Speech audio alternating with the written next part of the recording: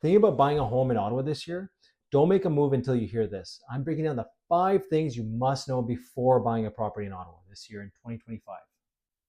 Whether you're a first time home buyer, looking to move to the city, or just curious, these tips could save you time, money, and stress. Stick around to the end, and if you want to get together, we can do a strategy call to see your next move. Step number one, it's the be all end all. It's the mortgage pre-approval. This could save you tons of time, tons of stress, and money. Like you got to really shop around. You got to look around and compare different rates.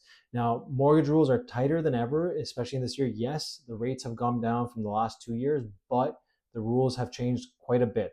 So a pre-approval isn't just a nice to have. It's really your be all end all when you're putting in an offer on the home that you absolutely love. So knowing that and having that ready could actually make your offer the beating, can make it be taken more seriously than a competing offer that isn't prepped with something like that, a pre-approval letter or just an explanation of where you're at in your finances. Now, these things are all taken into consideration when making an offer. Having everything step by step laid out to a seller that's looking to move quickly could be the difference between you and another offer and a different amount of price, right? So having that thing is the golden ticket this year. Number two is a little bit different. Now, this one is bidding wars are back in some areas. Now, this doesn't mean every single home has a bidding war. A market in, a suburb is very, very different than a market in like a center town location in the city. A condo is very different than a freehold. So all these things play a lot of factors. Now, the typical answer is if you're looking in a neighborhood that has very little amount of inventory compared to a neighborhood that has a lot of inventory, you might see some bidding wars in that neighborhood with low inventory. Like if you're looking for a mature neighborhood that's close to a lot of amenities and it only sees, 10 to 20 pieces of inventory of the same type of style per year, you're probably going to see a lot of action on that because there's a lot of demand on that. Now, on the reverse side, if you're looking for a property that, you don't really care if you're maybe looking for a standard investment like a freehold townhome you just want to buy and rent out for the next 5 to 10 years, you might be able to get whatever you want and negotiate a really good deal on that. But if you're looking for a Victorian style home in the center of the city, walking distance to a whole bunch of places, you might be in competition to 3, 5, 6, 7, 8 different people because a lot of those people are in the area and they're looking to either downsize or upsize into that same house that you're looking in. So be careful on those things. It doesn't mean that you have to go over asking. It's really just being strategic and talking to your agent about what is important about this house that you like, and are you going to see it again, and are you okay walking away from it if it doesn't work out at the price point that you love. Number three is not all neighborhoods are equal. Now, this is really going to build on the last part that we talked about. The last part we talked about bidding wars. Now, some neighborhoods have them, some don't. Now, not all neighborhoods are built equally. Like if in Ottawa you have, the major suburbs, you have Canada, Stittsville, Barhaven, Riverside South, Finlay Creek, Orleans, Avalon in Orleans, Chapel Hill South. So all these different suburbs are very different than the inner city, right? You got Nepean in the inner city, you got Hunt Club area, Greenboro, Centertown, Glebe, the Golden Triangle, like all these different areas, Vanier, Beacon Hill, all these different areas are different attractions to a lot of different people, right? So, if you're looking at townhomes or even singles, you're gonna have a very different style of home. First of all, like if you're looking at anything in the inner city, you got to be careful on what age of a home you're comfortable with. Or if you're looking for something very newly built, you might be looking at very different price points. If you're looking at something that you're okay with the age being a lot older, but you just want it renovated, that's a different story too. Now, if you're looking in the suburbs, you have a lot more choice on what you want to do and where you want to move things around. Like if you want,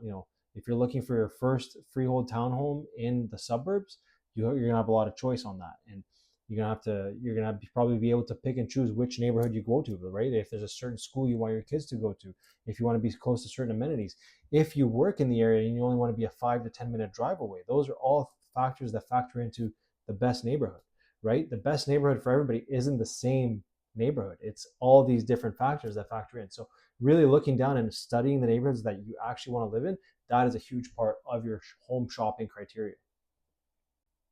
Now, to me, this one is a huge portion. So number 4 for me is inspections are non-negotiable. So yes, there is ways to get inspections done even if you have multiple offers. An experienced agent knows this. So if you're looking for a property that is in a very sought after neighborhood, and you see one come up, or you hear, you know that your agent knows that one is coming up, some of them might actually do an inspection ahead of time so that they can get clean offers. And these are all different strategies that sellers sometimes implore to get the most bang for their buck on the sale side of things, but also to get the easiest sale possible for themselves, right? So sometimes a seller will be like, I'm going to I have a 100-year-old home. It's very renovated. I really want to move it quickly. I'm going to price it aggressively to get a lot of action on it, but I'm also going to do a home inspection on it so that any offers that come in, they have time to review the home inspection so that they're fully confident when they're making that offer. Now, most homes won't have that. They'll leave the due diligence on the buyer. Typically, you can negotiate this stuff in. So whether it's putting in a home inspection, typically for a good offer, I consider 5 to 7 days a good amount of conditions. You can get your financing done in 5 to 7 days. You can get a home inspection done in 5 to 7 days. Now, if you're really competing on a home, sometimes I've even seen clients say, okay, what's the fastest we can get a home inspector in there for? We love this house. We don't want to move anywhere else. This is the house that we want. Well, I've seen inspectors move as fast as within 12 hours or within 24 hours of a deal accepted. So if you have all your ducks in a row, sometimes that's the difference, because you could, somebody could be like, hey, I'm going to offer you 700,000 and I want 7 to 10 days of conditions for my financing and home inspection. You could also be like, hey, I'm going to give you 690, 695. I'm going to give you 700, right? There's a bit of a discrepancy in the price, but I only have 1 day's worth of condition. I have 2 days worth of conditions. I have 3 days worth of conditions. So that's a very different offer than an offer that's 7 days. 7 days, the time is ticking. Like, you really don't know if these people are going to firm up. With an offer that has a couple of days conditional, like 2 or 3 days, things are going to move quick. And that buyer, like the seller knows that buyer is very well prepared for what the next steps forward are. And they're not messing around. They're very serious buyers. So these are things that sellers will look at. And these are all parts of the negotiation. Price isn't the only factor. It's really negotiating everything you can and getting the most value as a buyer and really being competitive if it's a competitive property. All right, so you've made it to the end. You're about to close on your property. Your closing costs add up. So that's number 5. We're talking about closing costs. The biggest thing here is going to be, are you a first-time home buyer? Do you get a credit for the land transfer tax? How much is a lawyer going to charge you? A lawyer typically charges, depending on the amount the transaction is and how much work there is to be done. But you can expect, if you're buying a home for $500,000 to $750,000, I would expect to estimate anywhere between $1,000 to $1,300 for lawyer costs. Right? That $1,000 is really on the low end. I would probably be closer to $1,200 to $1,400 range just to be safe, depending on the lawyer you get. The other thing is too, how much land transfer tax are you going to be charged? So land transfer tax, let's take a look here. So I'm going to pull up the land transfer tax calculator. So let's take a look. If we look at a property that's 750,000, calculate, and you can find this on the oreb.ca website. It's a oreb.ca/tools/land-transfer-tax-calculator/. So 750,000 purchase price. Your land transfer tax is $11,475. If you're not a first-time home buyer, so if you're selling a home and buying a new home, you're going to be expected to pay this cost at the lawyers. So that's your closing costs on top of the lawyer fee and whatever your down payment is for your mortgage. If you don't have any mortgage, then you're just paying your total lump sum, add the land transfer tax, add the lawyer fee. One thing we didn't also talk about is if you're buying a condo, you do have a duty as a buyer to get the most recent status certificate. These sometimes can go up from $100 to $200. So that's an extra fee if you're buying a condo and you haven't reviewed the status and you waived your status certificate review. You might be your lender might actually ask you to review it to make sure it's in good standing so that they can fund the deal. So those are things that you want to keep in mind. There might be a couple of $100 here and there.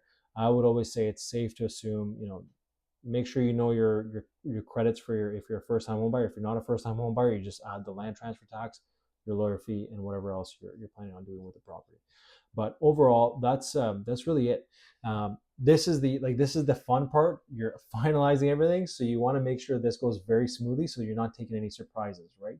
I always give a clients a breakdown before they even offer, so there are no surprises. But sometimes, things move fast, and you want to make sure you're really moving things along with the right numbers in place, so that you're not waiting for a big bill at the end. So buying a home in Ottawa can be very exciting, but it can also be stressful if you're not prepared.